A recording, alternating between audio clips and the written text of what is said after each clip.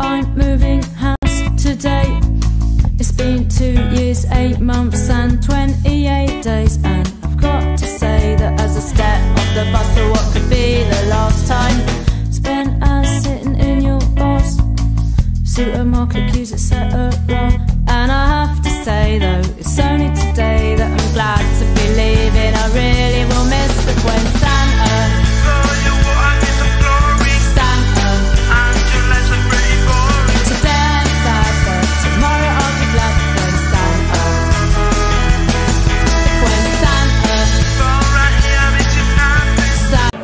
listening to truthconduit.com with Chris Macmillan. Okay. Hello, friends. I'm Chris Macmillan with Autonomy Season 1, and I'm here with James Corbett of the CorbettReport.com. James, thank you very much for taking the time to talk. Thank you for having me. I'm sorry I'm a little bit late for our conversation. Maybe there's an object lesson in there for us. No problem whatsoever. The Autonomy course, it's a course that's hosted by Richard Grove at tragedyandhope.com. And it offers 3 main features: intensive education, dynamic learning environment, and immersive mentorship. Now, the intensive education is not hard to find out there. What makes this course unique is the immersive mentorship and the dynamic learning environment. Now, one of the many skills that are covered on this course is the art of becoming an autodidactic, or being able to teach yourself anything. Meta learning, if you like, learning how to learn, which also, and how this leads to hyper learning, which means to, for anyone who doesn't know out there, to take that out to the next level, to make it on a massive scale using the internet. So my question for you is, what I'd like to know is, well, your ability to take extremely complicated and topics, and present them in such an interesting and informative way. That's made you one of the most highly regarded researchers and presenters over the past, was it 12, 13 years you started the Corbett Report? Was it 2006, wasn't it? 2007. Yeah, 2007. So my question is, could you tell us a little bit about how you learned, how did you learn to become such an effective researcher during the early days of the Corbett Report? Was it trial and error? Was there any formal training in the process? Were you even aware of terms like meta learning, the trivium, or hyper learning, any of that? Well, I was aware of autodidacticism at any rate. And I think I often poo-poo my postgraduate or my post-secondary education in general. I went to the University of Calgary and got a BA in English literature, and then I went to the University of Trinity College Dublin in Dublin, Ireland, to study Anglo-Irish literature. And I often poo-poo that and say it wasn't really even worth the price of the paper that the diploma was printed on, the degree. But having said that, I suppose to a certain extent what I do in terms of composing podcasts and articles is similar. In a sense, I'm continuing to write essays like I did back in university, but now it's just for a different medium. So I think in terms of research, how to research and how to organize and put things together into a coherent argument, I've had a lot of experience with that, at least in terms of my formal standard education. In terms of presenting that in a podcast format, turning that into a podcast that's listenable, let alone enjoyable, that's not the right word, but I think you know what I'm getting at. That was a process that took many years, and I'm still learning things as I go along. And that has been completely self-taught. I had no formal training whatsoever in any of the tools that I use. So I tend to, if I'm recording just audio, I just use a program like Audacity. It's freeware. It's very simple, very basic, but it works, and that's good enough for me. But even something as simple and basic as that, it took me a few years. I think it was Richard Grove who tipped me to the existence of a program called Levelator, which I had no idea existed. I didn't know what it was or why it was important. But then suddenly all this audio that's being recorded at different levels can be evened out. So it's a nice, smooth listening experience for people. Now I level 8 everything I do because it is one of the handiest tools I have. It's, again, freeware that I got tipped into by Richard Grove. It's things like that. Over the years, you just learn, oh, I do this and it comes out this way. Well, that's better. I'll start doing this. And you just add it to the workflow. So if you go back and listen to the very, very, very, very, very first Corbett reports, terrible audio quality, terrible presentation. I didn't know how to even talk in front of a microphone properly. It's a question of just doing it again and again and again and again, and learning and piecing it together and finding a workflow that works. And that can take a long time. You can do it quickly if you have people like Richard Grove and others giving you the tips and pointing you in the right direction. But it is a process of trial and error to a large extent in terms of just the presentation of these podcasts. Yeah, one of the overlying topics that Richard has really impounded into us is failing. The more you fail, the more times you fail, the faster you're going to succeed. If you don't fail 100 times, how are you going to get anywhere? So, yeah, absolutely. I'm not an impetuous person, but I'm usually very meticulous. But I consciously, when I started the website, I knew I'm just not going to be the perfectionist and wait till everything is perfect before I release anything. That you'll never ever get anywhere doing that. So I just stepped it up to 11 and kept doing it and cranking it out as fast as I could. And in that process learning, which is why if you go way back in the archives, I think you'll see the presentation was quite a bit different back in the day. But you live and you learn and you improve and you go forward. And that really is the best way to do it. Just put it out there and just keep going. And that's my main thing that I've learned over the years, over top of all of these programs and all of this other stuff. But the main thing I've learned is just put it out there and just keep going. Don't wait for everything to be perfect. Yeah, I seem to remember not too long ago, I did actually listen to one of the older podcasts right from the beginning. You tipped it off and I went back to look at it. It was one of your shows and you said refer to that. And I did immediately notice you kind of were like, hello, this is James Corbett. And and it sounded fine, but yeah, I can't listen to it now. It makes me cringe. Yeah, trial and error. Obviously, what you were doing, yeah, you're right. The technical side is irrelevant to the message that you're getting out there. So that's very important. I wanted to ask you about the trivia method specifically. At which point did you first hear about it? And when you're doing research, do you consciously, how often, or if at all, do you consciously apply it when you say, okay, have I covered this? Okay, this, and eliminating the contradictions, and I don't know, do you consciously apply it to much of your work? Right. No, I don't consciously use that as a model. I first heard of it in, I think, 2008, 2009, again, through Richard Grove and the Tragedy and Hope Connection. But it is just the basic building blocks of learning that I think, I don't know how, but I think anyone who gets, this is where it comes into play, because there are 3 different levels of understanding a subject. And this is something that you learn through teaching, in fact. And that relates back to me being an English teacher here in Japan.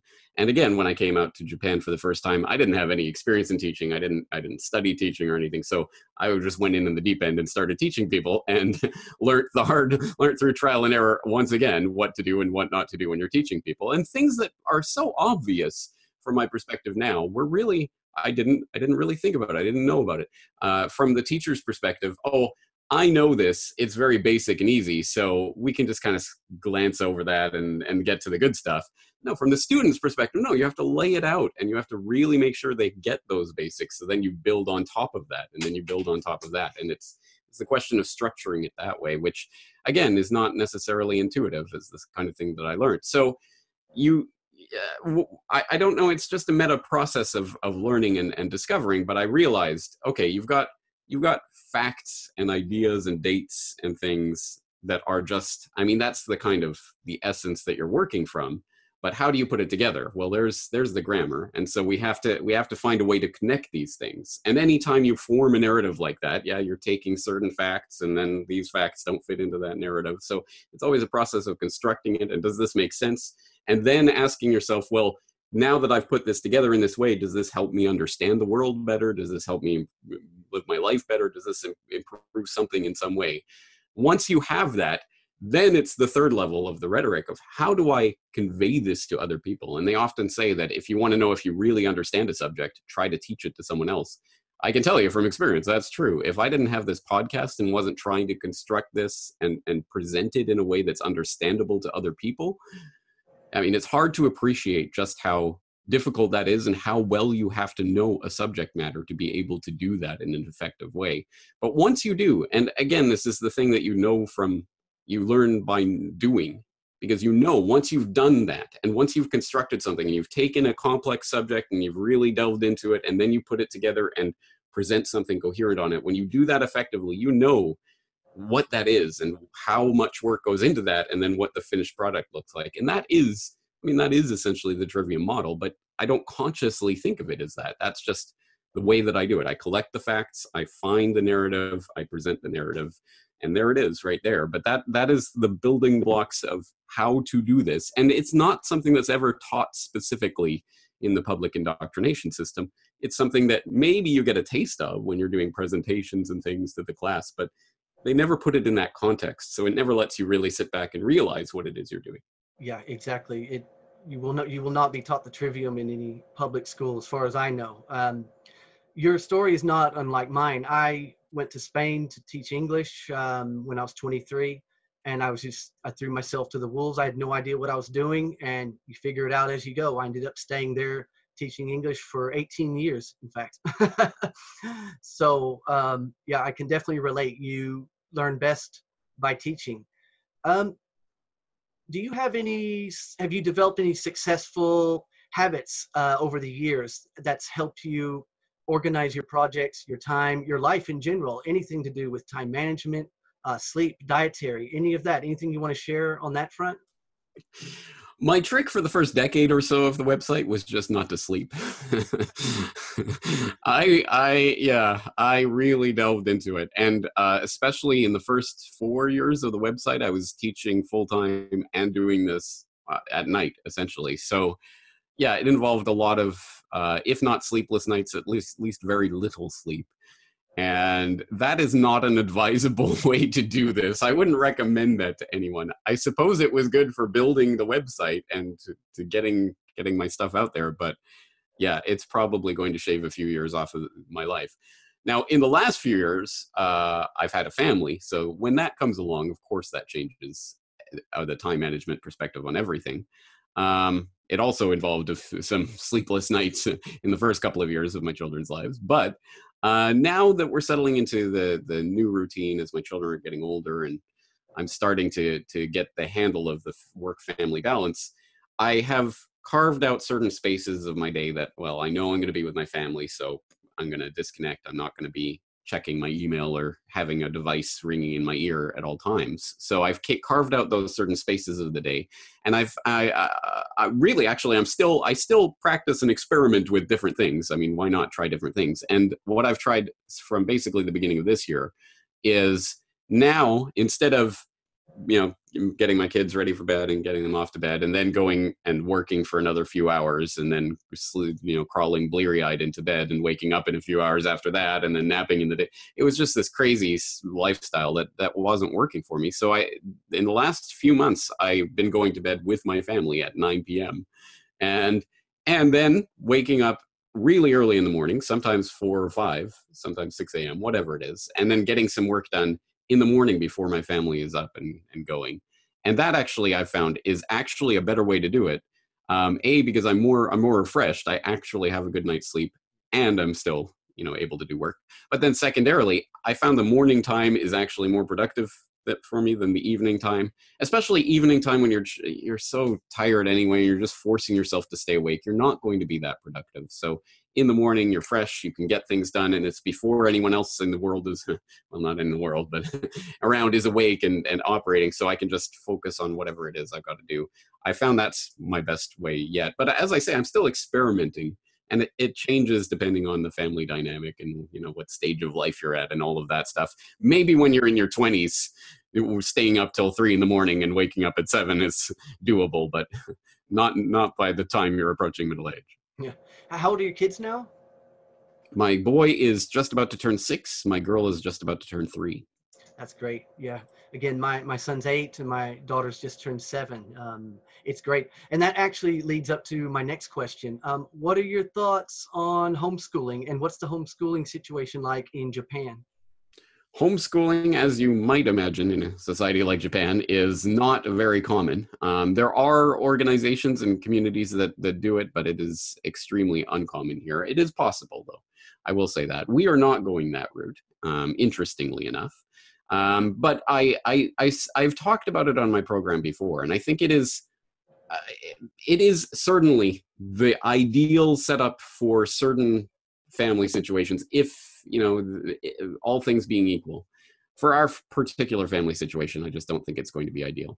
But I also look at it from the perspective that I'm not a defeatist about the idea of public education, because I am a product of public education. And although there were certainly points in there that were pure indoctrination, whatever way it was, I managed to overcome that indoctrination. And I think that's an important part of it. And part of it, of course, is being in a social environment that's part of your family environment when you're growing up as well. And I think it's, I don't know if you necessarily have to, but it is interesting, I think, to have the different perspectives that are coming at that age, where you're being told by the authority figures, you must believe this and you must believe that. And if your parents are not on board with that, well, then what does that create? It creates a space for at least questioning. And my fundamental approach to the idea of raising my children is I'm not going to tell them what to believe. I'm not going to tell them you have to think this or you have to think that.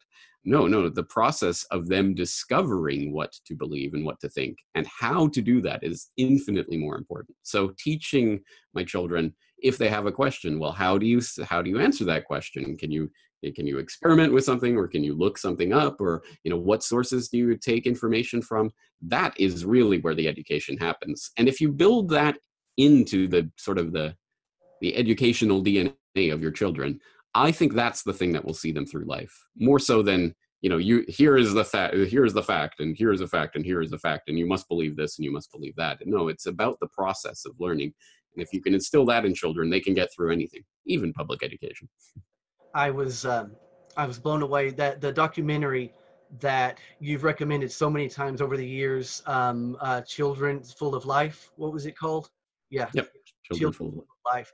Yeah, I've always said we homeschool, but I always said to myself, that would be an exception. If we could get a teacher like that, I'd be glad to send my kids to school. Yeah. And having worked in the Japanese public education system, I can tell you there are some teachers, maybe not like that, but there are teachers that are exceptional teachers, and where you can tell they were born to be teachers, and they are excellent, and they know exactly what to do.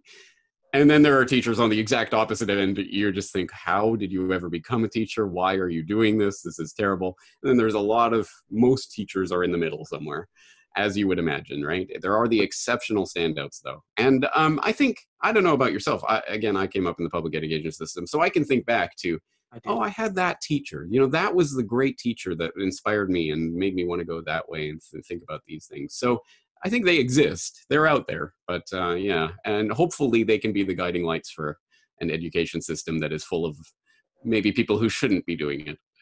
Yeah. My memories mostly revolve around sports. And the social aspect was very important. With homeschoolers, that's usually our biggest challenge, is finding a good social group of like-minded homeschoolers to grow up together, to spend time together, to create the same kind of memories that that we got growing up in the school system. But yeah, it's a complicated topic. Yeah, that's one of the factors here, is that as I say, there are some organizations and things in the population centers, but we live in kind of a rural area where there isn't a lot of support for that. Okay. Do you ever see yourself going back to Canada? At this point, it's difficult to imagine. We've got a house and a family here, so I've thought about it before in the past, but I actually haven't even thought about it in years. I don't really care about it from any perspective other than friends and family, obviously, I miss. But in terms of everything else, I'm happy where I am in Japan, so I don't have any compelling need to get back to Canada? I just a question just occurred to me. I just watched your recent questions for Corbett, and you mentioned your parents came over. Since they came over, where do they come from? From England, northern England, the Newcastle area to be precise. So they came in the 1970s. I want to say 72, I think, before I was born, when my brother was maybe 1.5 years old or something like that. 1 year old. Yeah. They got up and moved to an entirely different continent, which was an amazing thing to do. And the way my dad tells the story, he's a structural steel detailer, so he was working in a drafting office, and he knew the fabricator he was working for, they're going south. The economy was going south at that time, and the European England was talking about joining the European Economic Community, and he just saw the writing on the wall. So he's like, this isn't. So he's looking through the paper one day, and he sees an ad for drafting jobs in Canada. And the way he tells the story, he looked at my mom, who was ironing some shirts at the time or something, and he said, "Do you want to go to Canada?" And she's like, "Okay." And that was it. And so they take their 1-year-old at that time, and they move to Canada. And I think it was like a year after that, the office that my dad was working in England ended up closing down, and everyone got laid off. So he made the right move. Yeah. So they were, like their son James, they were able to predict the future. Yeah. Well, yeah, that's funny. Yeah, I've talked about that before, kind of tongue in cheek, but kind of not.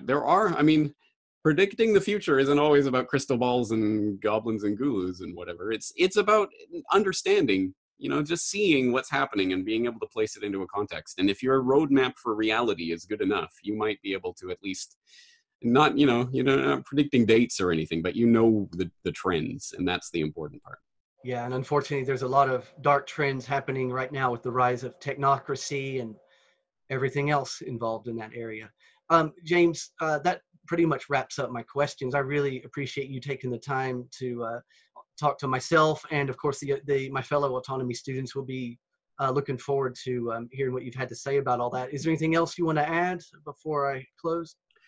Again, I think the ultimate number one takeaway is, there's lots of technical things and that you learn along the way, but the most important thing is just to do what it is you're doing. Have a sense of why you're doing it. If it's genuinely important to you, keep that in mind and keep that with you, because again, depending on what it is, but in terms of the podcasting world, once you start to get an audience, you're going to have people in your ear every single day telling you what to say or not to say, what to think, what not to think, how to dress, how to act, how to talk, how not to talk. I just got an email. Don't talk with your hands so much, James. It looks like you're making, evil occult gestures and things. I don't know. I am who I am. I'm just going to present the information the way that I am. And I know who I am and why I'm doing what I'm doing. And I keep that with me. And that's an important part of this. Don't let other people divert you from your path. If you're starting out on something new or taking a different direction, sometimes your friends or your family won't be supportive of that. Sometimes they won't understand what it is you're doing. They won't give you the kind of feedback you need. You just have to continue doing what it is you want to do, and know what it is you want to do, and just keep doing it and put it out there. Don't wait for everything to be perfect or everything to line up. You put it out there and things will start to happen. And I can say that from experience. So that's the most important advice I have for people who are thinking of starting out something new. This autonomy class has been amazing for everyone taking it. Richard has really taken so many people without without a plan or direction, and now everybody is people are getting their shows up and running, getting their books written, getting their businesses up and running. All the skills that he has acquired over the years, he's sharing them with us, and it's been an incredible experience. Awesome. I love to hear that, and I'm so glad for what Richard is doing. This is the next step, because it's one thing to know about all the terrible things that are happening and things that are being done to us, but the real question is, what can we do? And you guys in the class are doing it right now, and that's the important step. Yeah, we are, and we're all meeting at the Red Pill Expo in June, so looking forward to that. Are you speaking this year? I know you've spoken in the past. Yeah, I'm speaking via video remote. I'm not going to be there, unfortunately. Yeah. Okay, well, we definitely look forward to that. I really appreciate you taking the time again today. Thank you very much, James. Thank you. Walking down the street, the children play. For them it's just another day. The future's reflected in their parents' faces, who chose to stay on in this place where they were born, went to school, got married, and kids like their grandparents before them did.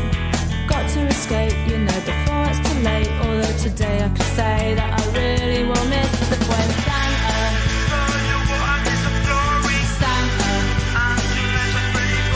but yeah, I was right, knew what it was like when Santa. You've been listening to truthconduit.com with Chris McMillan. Go to the subscribe page and sign up to get notifications of the latest posts. And check out the support page to help keep it going.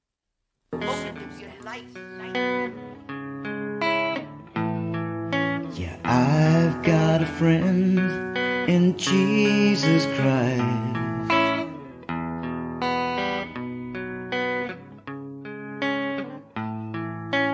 I've got a friend in Jesus Christ, and Krishna and Buddha and my bartender.